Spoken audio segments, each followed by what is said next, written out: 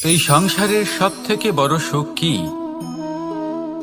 কেউ বলবেন নিজের লক্ষ্য প্রাপ্ত করা, কেউ বলবেন ধন উপার্জন করা, কেউ বলবেন নিদ্রাই সব থেকে বড় সুখ, কেউ বলবেন রাজ্য লাভ করা, আবার কেউ বলবেন মাতার হাত থেকে খাবার খাওয়া, আদি ইত্যাদি। কিন্তু যদি সত্যি কথা বলি, এই সংসারের সব থেকে বড় সুখ হল সেবা করা। কখনো কাউকে সেবা করে দেখুন। এই সেবা দ্বারা অন্য কোনো মানুষের আশীর্বাদ লাভ করাতেই সুখ রয়েছে। আপনার সেবা ভাব দ্বারা যখন কোনো মানুষ নিজের অন্তরাত্মা থেকে আপনাকে আশীর্বাদ করে, তার থেকে বড় সুখ আর কিছুই নেই। কারণ প্রত্যেক মানুষের মধ্যে ঈশ্বর বাস করেন। নরের সেবাই হল নারায়ণের সেবা। নিষ্কাম সেবা করাই হল সব থেকে বড় সুখ। তাই নিজের অন্তরে সেবার এই ভাব জাগ্রত করুন। যে সুখের কথা আমি বলছি, সেই সুখ অনুভব করেই দেখুন। এই মন সুপ্রসন্ন হয়ে বলবে, রাধা রাধা। পুষ্পের সুবাস আমার খুব ভালো লাগে। অত্যন্ত সুন্দর হয় এই পুষ্প। এইভাবে চারিদিকে পুষ্প দেখে মন আনন্দিত হয়ে ওঠে। এবার আপনারা ভেবে দেখুন, আমার চারিদিকে পুষ্প নয়, আগুন আছে। তাহলে কি হবে? আমার শরীর কি জ্বলে যাবে না? অবশ্যই জ্বলবে। শরীরকে কি আগুনের তাপ সহ্য করতে হবে না? অবশ্যই সহ্য করতে হবে। এটাই হলো প্রকৃতির নিয়ম। এই নিয়ম কিন্তু আমরা সবাই জানি, কিন্তু আমাদের মধ্যে বেশিরভাগ মানুষ এই বিভ্রান্তি নিয়ে বাঁচি যে এই যে প্রকৃতির নিয়ম, তা আমার ওপর প্রযোজ্য নয়। তা কিন্তু নয়। আমাদের চতুর্দিকে এই যে নিসর্গ রয়েছে, আমরা তার কতটা ক্ষতি করি সেটা একবার ভেবে দেখুন। আমরা বনাঞ্চল জ্বালিয়ে দিই, বায়ু দূষিত করি, জল দূষিত করি, প্রাণীদের হত্যা আমরা করি। কেন? এই নিসর্গ আমরা নষ্ট করি, যদিও আমরা জানি যে আমরাও হলাম এই নিসর্গেরই অংশ। এবার দেখুন, শরীরের কোনো অংশে যদি আগুন ধরান, আস্তে আস্তে সমস্ত শরীরও জ্বলে যাবে। সেইভাবেই নিসর্গ যদি নষ্ট হয়ে যায়, তাহলে মনুষ্য জাতিও নষ্ট হয়ে যাবে। তাই এই যে নিসর্গ আপনি দেখছেন, এই পুষ্প, এই বৃক্ষ, বায়ু, জল, এদের সকলকে রক্ষা করুন, নষ্ট নয়। মনে রাখবেন, যদি নিসর্গ থাকে মানুষ থাকবে, যদি নিসর্গ থাকে তাহলেই জীবন থাকবে। আসুন আমার সাথে ভালোবেসে বলুন, রাধা রাধা। জীবন থাকলে লক্ষ্য অবশ্যই থাকবে। যদি লক্ষ্য থাকে, তার পথ অবশ্যই থাকবে। যদি পথ থাকে, তাহলে বাধা অবশ্যই থাকবে। আর এর উপরেই নির্ভর করে যে আমরা জীবনে সফল হব না অসফল, পুরস্কারের ভাগীদার হব নাকি তিরস্কারের। মনে করুন, আপনাকে একটা কাজ করতে হবে, আপনাকে পর্বতারোহণ করতে হবে, আর সেই পথের ঢাল আপনাকে একাধিকবার ফেলে দেবে। পাথর আপনাকে একাধিকবার আহত করবে। এই অবস্থায় কি করবেন? সাধারণ মানুষ বেছে নেয় প্রতিশোধ। সেই পর্বতকে নষ্ট করে দেওয়ার চিন্তা ভাবনা করে, তার ভিতকে নড়িয়ে দেওয়ার কথা ভাবে সেই মানুষ। কিন্তু তাই জীবনে প্রতিশোধ নয়, পরিবর্তন বাছুন। বদলা নয়, বদল বেছে নিন। আপনার বাধা আপনার বন্ধু হয়ে যাবে। রাধা রাধা। এই সংসারে সবাই বলেন, আমি অর্জুনের মতো হয়ে উঠতে চাই। সবাই চায় যে তারাও যেন অর্জুনের মতো গান্ডীব লাভ করে। তারাও চায় যে তাদেরকেও মহাদেব এসে পশুপতি অস্ত্র দান করবেন। তারাও এটাই চায় মহাভারতের মতো মহাসংগ্রামে বিজয়ী হতে। কিন্তু সবাই ভুলে যান যে অর্জুন যা হতে পেরেছিলেন, সবকিছুই অর্জন করেছিলেন। যদি আপনিও অর্জুনের মতো গান্ডীব লাভ করতে চান, তবে আপনাকেও তার মতোই শ্রেষ্ঠ কাঠ নির্বাচন করতে হবে। সেই কর্ম আপনাকেই করতে হবে। তার প্রত্যঞ্চা যাতে তীব্র হয়, তার জন্য আপনাকে সর্বশ্রেষ্ঠ দড়ি খুঁজে বের করতে হবে। আপনার বাণ যাতে ঘাতক হয়, সেই জন্য আপনাকে নতুন নতুন ধাতু খুঁজে বের করতে হবে। সেই শিক্ষা আপনাকে লাভ করতে হবে, তবেই আপনার ইচ্ছে পূর্ণ হবে। অর্জুন হওয়া বড়ই সরল, যদি আপনি কিভাবে অর্জন করতে হয় তা জানেন। শুধুমাত্র স্বপ্ন দেখেন যারা, তারা কখনোই অর্জন করতে পারবেন না। কিন্তু যদি কেউ অজ্ঞাতবাস ভোগ করতে পারে, যদি কেউ লাক্ষাগৃহ থেকে পালিয়ে বাঁচতে পারে, যদি কেউ কঠোর তপস্যা করতে পারে, প্রতীক্ষা করতে পারে এবং পরিশ্রমও করতে পারে, তাহলে সে অর্জুন অবশ্যই হয়ে উঠবে।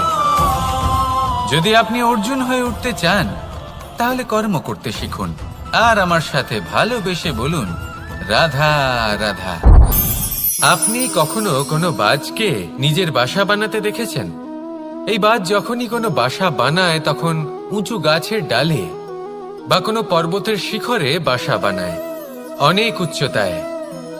আর সেখানে তার সন্তানও জন্মগ্রহণ করে। যখন এই সন্তানেরা জন্মায়, তখন এই বাজ খুবই ভালোবেসে এবং খুব সাবধানে এদের পালন পোষণ করে।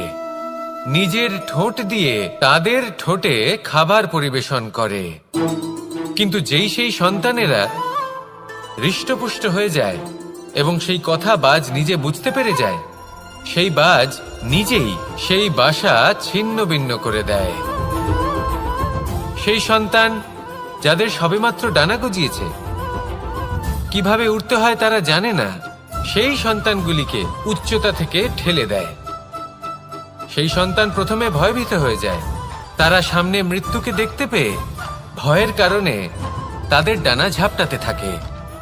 আর সেই প্রক্রিয়াতেই সেই সন্তানগুলি উড়তে শুরু করে দেয়।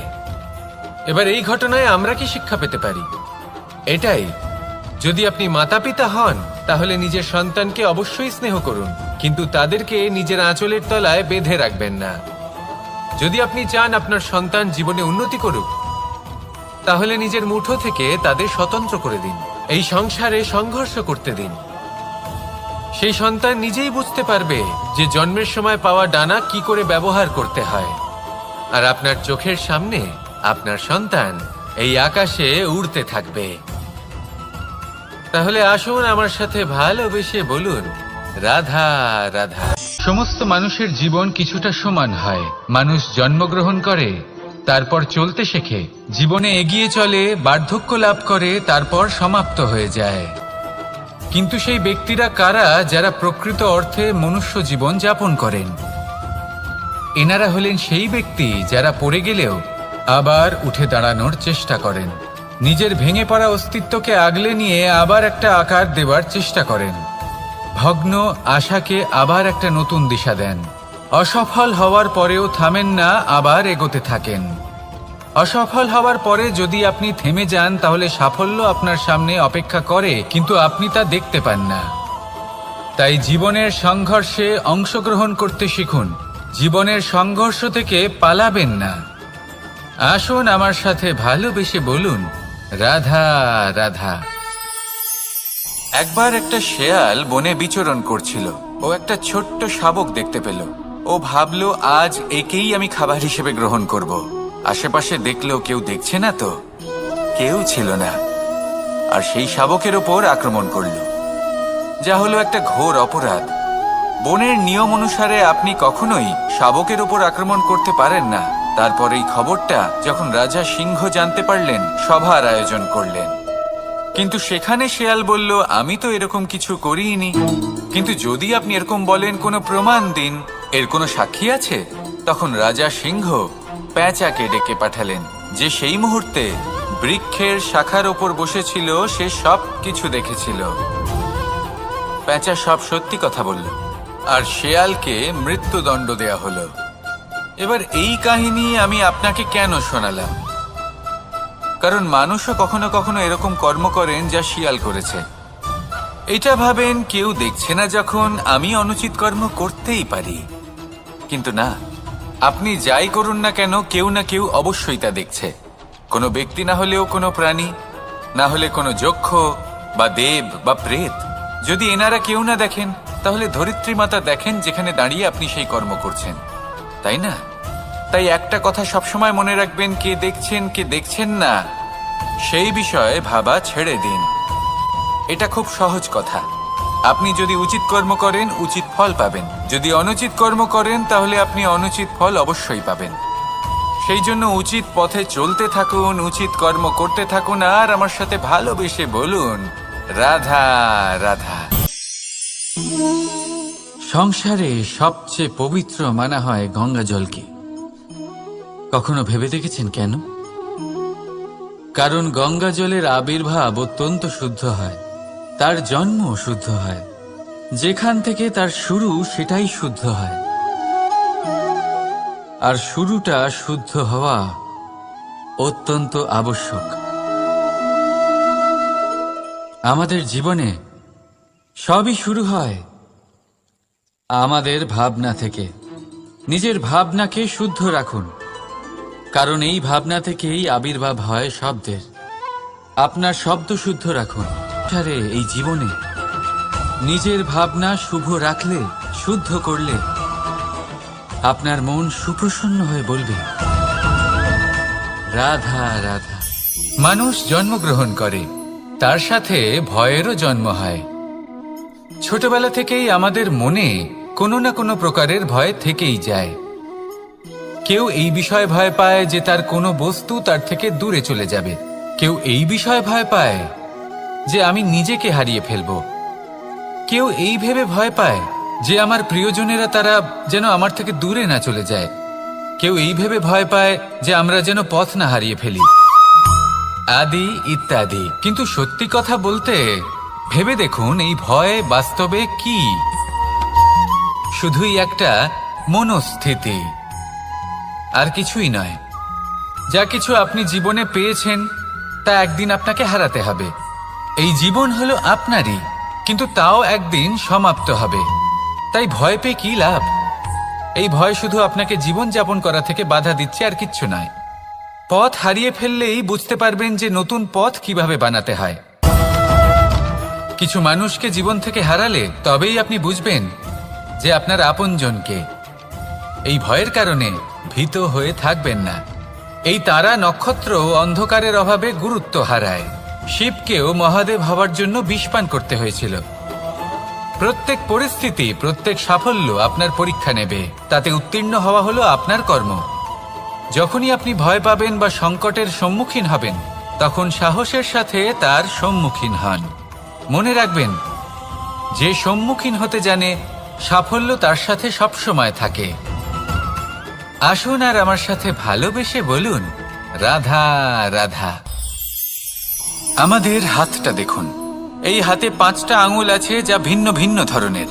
একরকম কেন নয়? কারণ হলো প্রত্যেকের নিজের নিজের গুরুত্ব আছে, নিজের নিজের মাহাত্ম্য আছে। এরা ভিন্ন, তাই একত্রিত হয়ে মুষ্টিবদ্ধ করা সম্ভব, যার দ্বারা আমরা আত্মরক্ষাও করতে পারি, আবার আক্রমণও করতে পারি। যদি 5টি আঙুল সমান হতো তাহলে মুষ্টিবদ্ধ হতে পারত না, নিজেদের মধ্যে বিভ্রান্তির সৃষ্টি করত। এবার এরকমই কিছু আমাদের সংসারেও হয়। আমাদের দেশ, যেখানে একটি ভূমির ওপর ভিন্ন ভিন্ন ধর্মের মানুষ বাস করেন, ভিন্ন ভিন্ন জাতি, ভিন্ন ধর্ম, ভিন্ন ভাষা।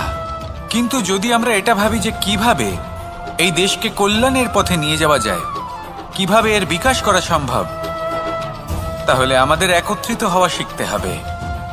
যেইভাবে 5টা আঙুল একত্রিত হয়, মুষ্টিবদ্ধ হয়, সেইভাবেই আপনার যে ভাষাই হোক, যে ধর্মই হোক, যে জাতি হোক না কেন, ঠিক আছে, আবশ্যক হলো আপনার নিজের কর্মভূমির সাথে, আপনার ধরিত্রীর সাথে যুক্ত থাকা, সাথে থাকা। তবেই দেশের উন্নয়ন সম্ভব, তবেই এই দেশ স্বতন্ত্র থাকবে, সফল হবে, আর এই মন প্রসন্ন হয়ে বলবে রাধা রাধা। যদি আমি আমার চোখ বেঁধে কোনো একটা নির্দিষ্ট দিকে নিজের সমস্ত শক্তি প্রয়োগ করে ছুটে যাই, তাহলে কি হবে? আমি কোথাও ধাক্কা খেতে পারি, নিজের ক্ষতি করতে পারি, কোথাও পড়ে যেতে পারি, তাই না?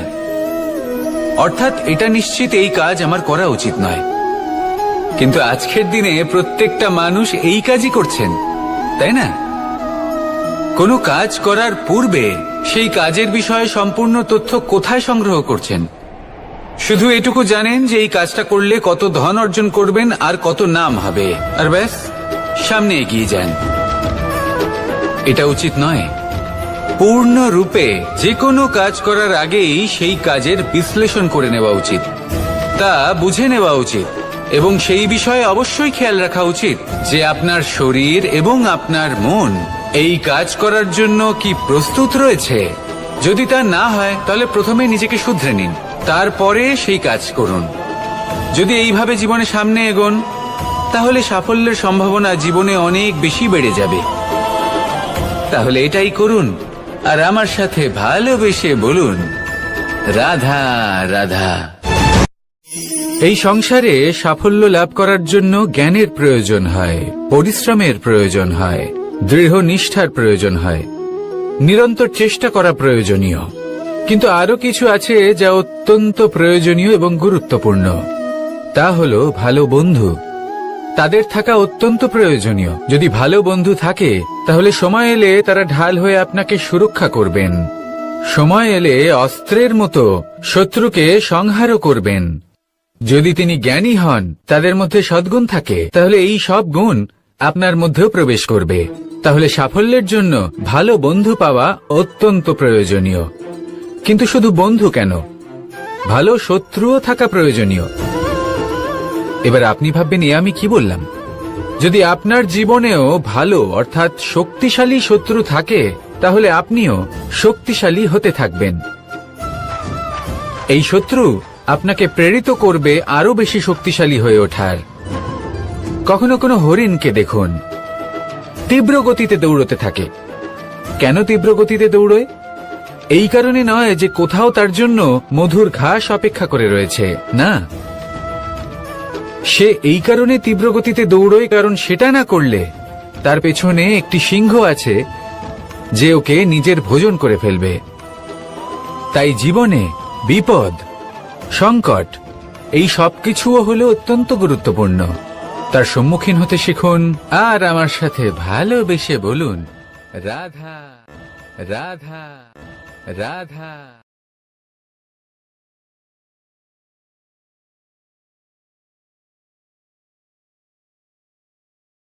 লক্ষ্যে পৌঁছানো অত্যন্ত কঠিন হয়। কেউ ভাবেন যে কেন এত কঠিন হয়, কেন এত কষ্ট করতে হয় লক্ষ্যে পৌঁছানোর জন্য। এই লক্ষ্য সরলভাবে কেন আমার কাছে চলে আসে না? চলুন আপনাকে একটা কথা বলি, যদি আপনার লক্ষ্য কঠিন না হয় তাহলে তাকে পাওয়া আপনার পক্ষে অসম্ভব হয়ে উঠবে। লক্ষ্যে পৌঁছানোর এই রাস্তায় আপনি যে কড়া রোদের সম্মুখীন হন, যার থেকে আপনি দূরে পালাতে চান, সেই রোদ আপনাকে প্রেরণা যোগায় যে আপনি এগোতে থাকুন। ভাবুন একজন যাত্রী যে কিনা নিজের লক্ষ্যের দিকে যাচ্ছেন, সেই পথে উনি যদি একটু ছায়া পেয়ে যান আর উনি ওখানে বিশ্রাম নেন, তাহলে তার সাথে তার ভাগ্য গভীর নিদ্রায় সেখানে বিলীন হয়ে যায়। তাই পরিশ্রমের কড়া রোদের থেকে কখনো দূরে পালাবেন না।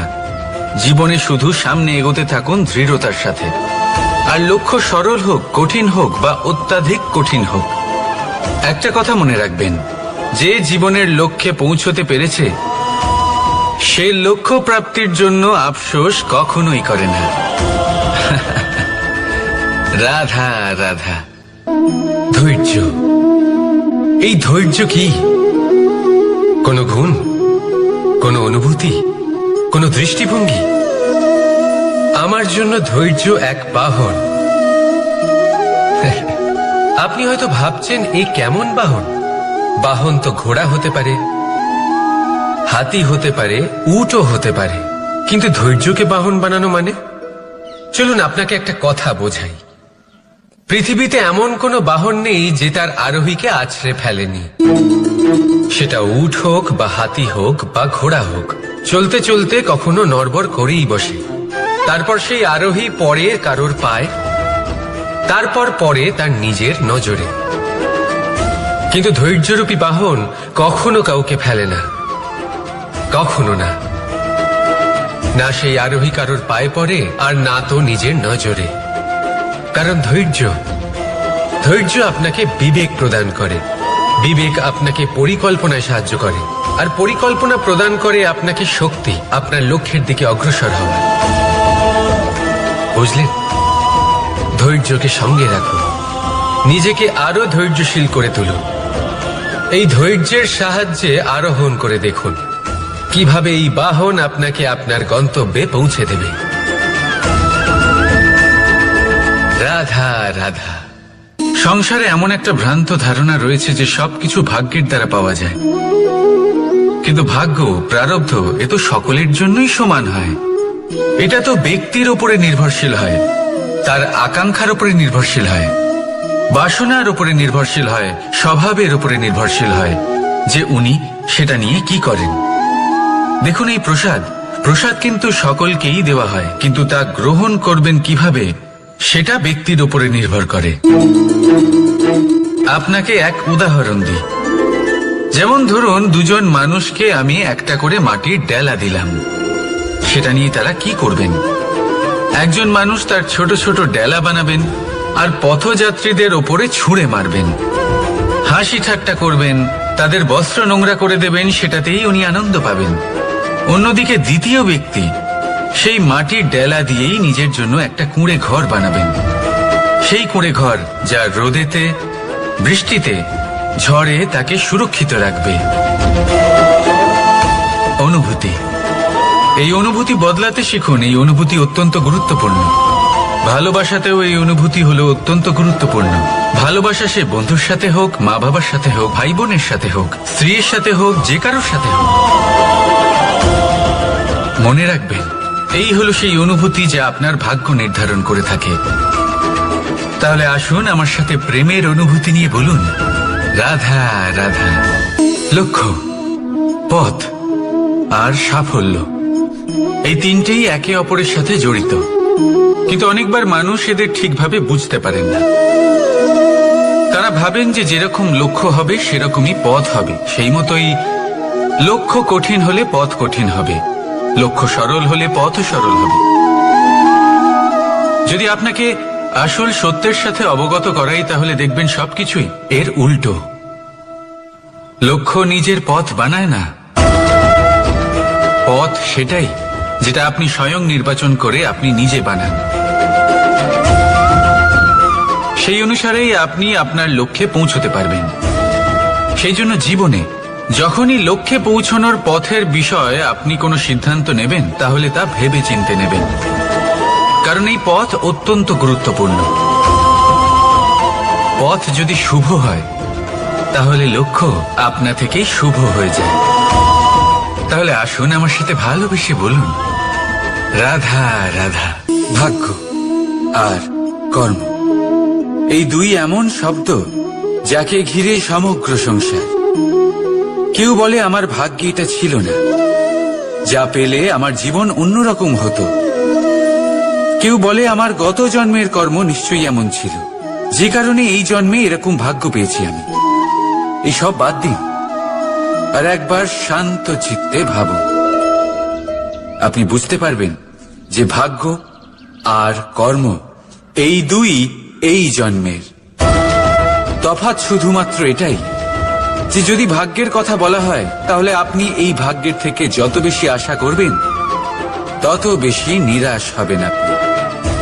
কারণ এই আশা আপনাকে কর্ম করা থেকে আটকায়।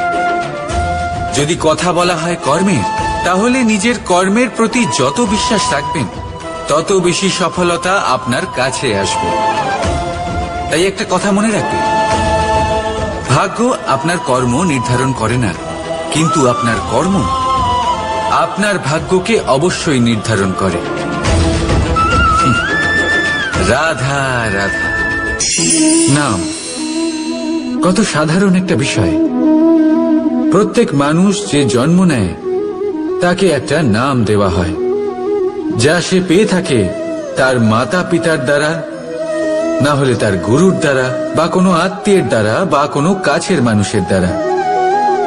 এই নামের সাথেই সে আস্তে আস্তে বেড়ে ওঠে। কিন্তু এটাই কি সেই নাম?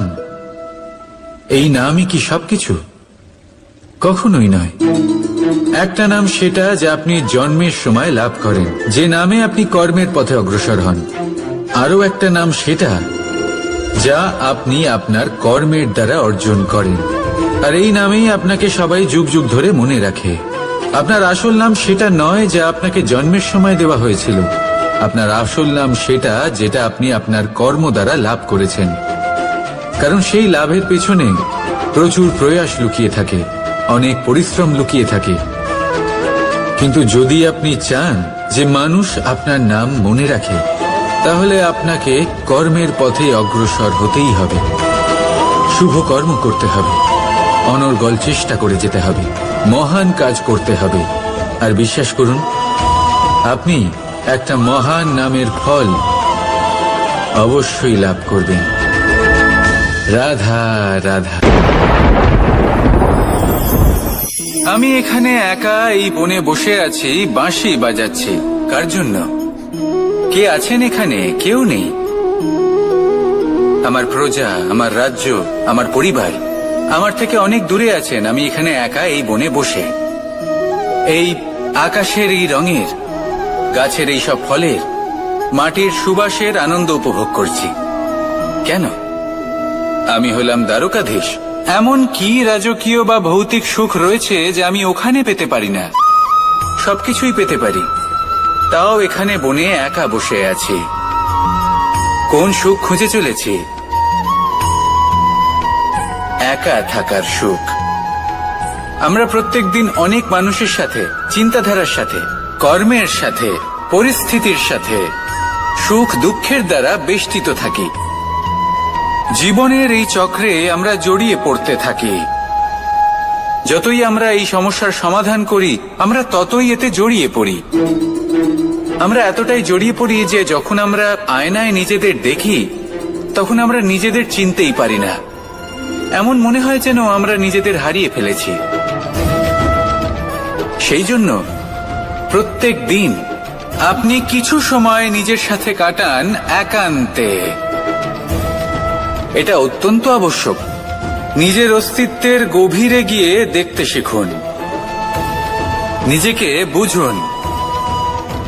অদ্ভুত শান্তির অনুভূতি হবে। যেমন এই বায়ু, এই বৃক্ষ, এই পুষ্প, এই নিসর্গ, এদের মতো আপনিও কখনো একলা হতে শিখুন। কখনো নিসর্গের একটা অংশ হয়ে দেখুন। এই মন প্রসন্ন হয়ে বলবে, রাধা। একবার একটা শেয়াল বনে বিচরণ করছিল। ও একটা ছোট্ট শাবক দেখতে পেল। ও ভাবল, আজ একেই আমি খাবার হিসেবে গ্রহণ করব। আশেপাশে দেখলো কেউ দেখছে না তো, কেউ ছিল না। আর সেই শাবকের ওপর আক্রমণ করল, যা হলো একটা ঘোর অপরাধ। বনের নিয়ম অনুসারে আপনি কখনোই শাবকের ওপর আক্রমণ করতে পারেন না। তারপর এই খবরটা যখন রাজা সিংহ জানতে পারলেন, সভার আয়োজন করলেন। কিন্তু সেখানে শেয়াল বলল, আমি তো এরকম কিছু করিনি। কিন্তু যদি আপনি এরকম বলেন, কোনো প্রমাণ দিন, এর কোনো সাক্ষী আছে? তখন রাজা সিংহ পেঁচাকে ডেকে পাঠালেন, যে সেই মুহূর্তে বৃক্ষের শাখার ওপর বসেছিল। সে সব কিছু দেখেছিল। পেঁচা সব সত্যি কথা বলল, আর শেয়ালকে মৃত্যুদণ্ড দেয়া হলো। এবার এই কাহিনী আমি আপনাকে কেন শোনালাম? কারণ মানুষও কখনো কখনো এরকম কর্ম করেন যা শিয়াল করেছে। এটা ভাবেন কেউ দেখছে না, যখন আমি অনুচিত কর্ম করতেই পারি। কিন্তু না, আপনি যাই করুন না কেন, কেউ না কেউ অবশ্যই তা দেখছে। কোনো ব্যক্তি না হলেও কোনো প্রাণী, না হলে কোনো যক্ষ বা দেব বা প্রেত। যদি এনারা কেউ না দেখেন, তাহলে ধরিত্রী মাতা দেখেন, যেখানে দাঁড়িয়ে আপনি সেই কর্ম করছেন, তাই না? তাই একটা কথা সবসময় মনে রাখবেন, কে দেখছেন কে দেখছেন না সেই বিষয়ে ভাবা ছেড়ে দিন। এটা খুব সহজ কথা। আপনি যদি উচিত কর্ম করেন, উচিত ফল পাবেন। যদি অনুচিত কর্ম করেন, তাহলে আপনি অনুচিত ফল অবশ্যই পাবেন। সেই জন্য উচিত পথে চলতে থাকুন, উচিত কর্ম করতে থাকুন, আর আমার সাথে ভালোবেসে বলুন, রাধা রাধা। বাহ, পুষ্পের সুবাস আমার খুব ভালো লাগে। অত্যন্ত সুন্দর হয় এই পুষ্প। এইভাবে চারিদিকে পুষ্প দেখে মন আনন্দিত হয়ে ওঠে। এবার আপনারা ভেবে দেখুন, আমার চারিদিকে পুষ্প নয়, আগুন আছে। তাহলে কি হবে? আমার শরীর কি জ্বলে যাবে না? অবশ্যই জ্বলবে। শরীরকে কি আগুনের তাপ সহ্য করতে হবে না? অবশ্যই সহ্য করতে হবে। এটাই হলো প্রকৃতির নিয়ম। এই নিয়ম কিন্তু আমরা সবাই জানি, কিন্তু আমাদের মধ্যে বেশিরভাগ মানুষ এই বিভ্রান্তি নিয়ে বাঁচি যে এই যে প্রকৃতির নিয়ম তা আমার ওপর প্রযোজ্য নয়। তা কিন্তু নয়। আমাদের চতুর্দিকে এই যে নিসর্গ রয়েছে, আমরা তার কতটা ক্ষতি করি সেটা একবার ভেবে দেখুন। আমরা বনাঞ্চল জ্বালিয়ে দিই, বায়ু দূষিত করি, জল দূষিত করি, প্রাণীদের হত্যা আমরা করি। কেন? এই নিসর্গ আমরা নষ্ট করি, যদিও আমরা জানি যে আমরাও হলাম এই নিসর্গেরই অংশ। এবার দেখুন, শরীরের কোনো অংশে যদি আগুন ধরান, আস্তে আস্তে সমস্ত শরীরও জ্বলে যাবে। সেইভাবেই নিসর্গ যদি নষ্ট হয়ে যায়, তাহলে মনুষ্য জাতিও নষ্ট হয়ে যাবে। তাই এই যে নিসর্গ আপনি দেখছেন, এই পুষ্প, এই বৃক্ষ, বায়ু, জল, এদের সকলকে রক্ষা করুন, নষ্ট নয়। মনে রাখবেন, যদি নিসর্গ থাকে মানুষ থাকবে, যদি নিসর্গ থাকে তাহলেই জীবন থাকবে। আসুন আমার সাথে ভালোবেসে বলুন, রাধা রাধা। কারই না পছন্দ বলুন তো? অত্যন্ত সুস্বাদু হয় এই মধু, মিষ্টি খেতে হয় এবং তা শক্তিও প্রদান করে। এবং প্রত্যেকটি মিষ্টি পদার্থের মতোই এতেও খুব তাড়াতাড়ি পিঁপড়ে ধরে যায়। অন্যদিকে যদি নুনকে দেখি, তাহলে বছরের পর বছর রাখলেও এতে পিঁপড়ে ধরে না। এবার যদি কথা বলি বন্ধুত্বের, তাহলে বন্ধুত্ব নুনের মতো হওয়া উচিত, মধুর মতো নয়। যারা সামনে এলে শুধুমাত্র মধুর মধুর কথা বলবে, পরে এতে পিঁপড়ে ধরে যাবে, এটা নুনের মতো হওয়া উচিত। প্রকৃত বন্ধু হলো সে যে সময় এলে পরে আপনার সামনে আপনার প্রকৃত সত্য তুলে ধরবে, তা সে যতই কঠিন হোক না কেন। আপনার দোষ, আপনার অপগুণ, আপনার খামতি আপনাকে বলতে পারবে, যাতে আপনি সেগুলো শুনে মেনে নিয়ে তারপর নিজেকে শুধরোতে পারেন। এটাই হলো প্রকৃত বন্ধুত্ব। কখনো নিজের জীবনের আশেপাশে মন দিয়ে দেখবেন, অনেক সময় এমন মানুষ থাকেন, অনেক বন্ধু থাকেন, যাদের দেখে আমাদের মনে হয় যে এনারা খুব কঠোর, এনাদের কথা খুব কটু। কিন্তু বেশিরভাগ এমন মানুষের মনটা যদি বুঝতে পারেন, তাহলে দেখবেন তাতে কোনো মালিন্য নেই। এনাদের মন অত্যন্ত পবিত্র হয়। যদি আপনার জীবনেও এমন কোনো ব্যক্তি থেকে থাকে, এমন বন্ধু থাকে, তাহলে তাদের আগলে রাখুন আর আমার সাথে ভালোবেসে বলুন, রাধা রাধা। যতক্ষণ আমরা এই সংসারে জীবিত, ততক্ষণ আমাদের সাথে সবকিছু থাকে। আমাদের ধন, সুখ স্বাচ্ছন্দ্য, আমাদের মিত্রগণ, আমাদের পরিবার, এই সমাজ, এই সবকিছু আমাদের সাথে থাকে। যেদিন আমরা এই সংসারকে ত্যাগ করব, এদের মধ্যে কেউ আমাদের সাথে যাবে না, না ধন, না স্বাচ্ছন্দ্য, না সম্পত্তি। এই সকল মানুষ, এই সমাজ, এরা শুধুমাত্রই শ্মশান পর্যন্ত আমাদের সাথে থাকতে পারবেন।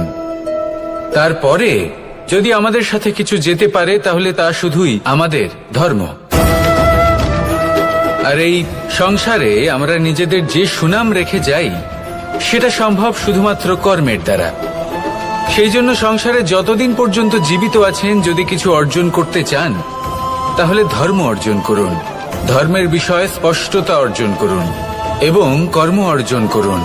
এটাই হবে আপনার অতীত এবং এটাই হবে আপনার ভবিষ্যৎ, এবং এটাই সকলকে প্রেরণা প্রদান করবে। আসুন আমার সাথে ভালোবেসে বলুন, রাধা রাধা। কোনো যাত্রায় যাব বলে মনে করি, তখনই আমরা প্রস্তুত থাকি আসন্ন বিপদের জন্য বা সংকটের জন্য। যেমন যদি আমাদের মনে হয় যে আজকের পরিবেশ খুব ঠান্ডা হবে, তাহলে আমরা গরম বস্ত্র ধারণ করি বা সেটাকে সাথে নিয়ে যাই। যদি মনে হয় যে বৃষ্টি হতে পারে বা বৃষ্টি হয়ে চলেছে, আমরা দেখছি, তাহলে আমরা একটা ছাতা সাথে নিয়ে নিই। আমরা প্রস্তুত থাকতে চাই এবং এটাই উচিত।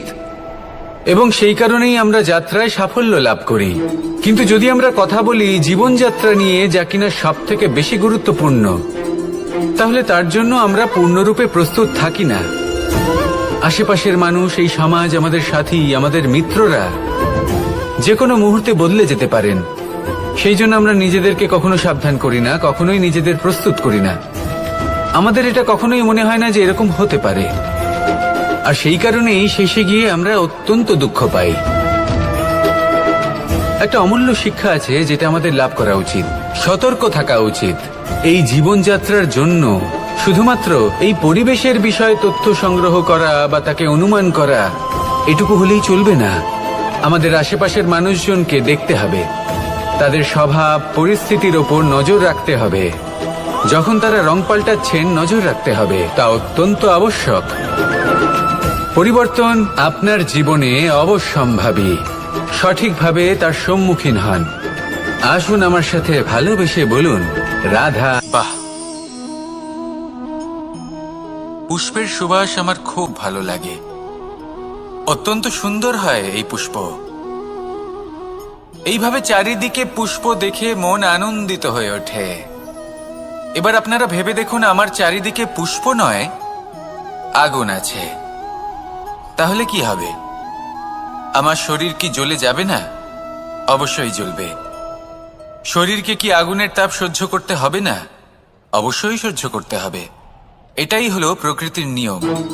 এই নিয়ম কিন্তু আমরা সবাই জানি, কিন্তু আমাদের মধ্যে বেশিরভাগ মানুষ এই বিভ্রান্তি নিয়ে বাঁচি যে এই যে প্রকৃতির নিয়ম, তা আমার ওপর প্রযোজ্য নয়। তা কিন্তু নয়। আমাদের চতুর্দিকে এই যে নিসর্গ রয়েছে, আমরা তার কতটা ক্ষতি করি সেটা একবার ভেবে দেখুন। আমরা বনাঞ্চল জ্বালিয়ে দিই, বায়ু দূষিত করি, জল দূষিত করি, প্রাণীদের হত্যা আমরা করি। কেন? এই নিসর্গ আমরা নষ্ট করি, যদিও আমরা জানি যে আমরাও হলাম এই নিসর্গেরই অংশ। এবার দেখুন, শরীরের কোনো অংশে যদি আগুন ধরান, আস্তে আস্তে সমস্ত শরীরও জ্বলে যাবে। সেইভাবেই নিসর্গ যদি নষ্ট হয়ে যায়, তাহলে মনুষ্য জাতিও নষ্ট হয়ে যাবে। তাই এই যে নিসর্গ আপনি দেখছেন, এই পুষ্প, এই বৃক্ষ, বায়ু, জল, এদের সকলকে রক্ষা করুন, নষ্ট নয়। মনে রাখবেন, যদি নিসর্গ থাকে মানুষ থাকবে, যদি নিসর্গ থাকে তাহলেই জীবন থাকবে। আসুন আমার সাথে ভালোবেসে বলুন, রাধা রাধা। এই সংসারের সব থেকে বড় সুখ কি? কেউ বলবেন নিজের লক্ষ্য প্রাপ্ত করা, কেউ বলবেন ধন উপার্জন করা, কেউ বলবেন নিদ্রাই সব থেকে বড় সুখ, কেউ বলবেন রাজ্য লাভ করা, আবার কেউ বলবেন মাতার হাত থেকে খাবার খাওয়া, আদি ইত্যাদি। কিন্তু যদি সত্যি কথা বলি, এই সংসারের সব থেকে বড় সুখ হল সেবা করা। কখনো কাউকে সেবা করে দেখুন। এই সেবা দ্বারা অন্য কোনো মানুষের আশীর্বাদ লাভ করাতেই সুখ রয়েছে। আপনার সেবা ভাব দ্বারা যখন কোনো মানুষ নিজের অন্তরাত্মা থেকে আপনাকে আশীর্বাদ করে, তার থেকে বড় সুখ আর কিছুই নেই। কারণ প্রত্যেক মানুষের মধ্যে ঈশ্বর বাস করেন। নরের সেবাই হলো নারায়ণের সেবা। নিষ্কাম সেবা করাই হলো সব থেকে বড় সুখ। তাই নিজের অন্তরে সেবার এই ভাব জাগ্রত করুন। যে সুখের কথা আমি বলছি, সেই সুখ অনুভব করেই